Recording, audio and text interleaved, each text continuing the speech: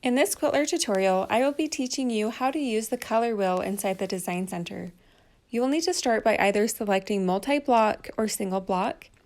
I'm going to choose single block and select 4 blocks within my quilt and then go into the Design Center. In the Design Center, I'm going to choose the shape and I'm going to go with corner triangle, and then I'm going to select the color wheel near the bottom. The colors you see at the tops are just the most recent colors I've used. On the color wheel slider, you can select what color you're looking for. I'm going to go with the pink, and the color slider in the middle, you can go darker or lighter and select plus, and you can see at the top it changed your block color.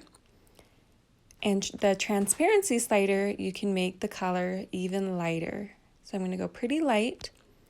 If you're looking for any gray colors, select the gray circle next to the color wheel, and it changes all the colors to grays.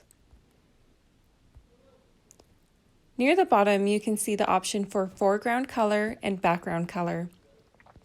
Foreground color is the color of the block that we just changed, and the background color is always defaulted to white. If you want to change that color, you can choose a color from the color wheel, like we just did, and select plus. I want to keep my color white, so up at the top, I've recently used white, so I'm going to select white, and then select done.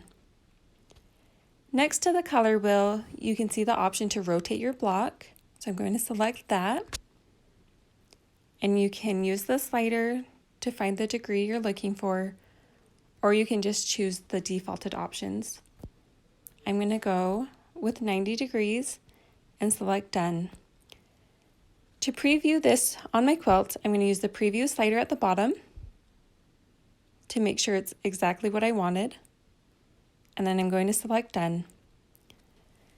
And that is how you use a color wheel in the Design Center.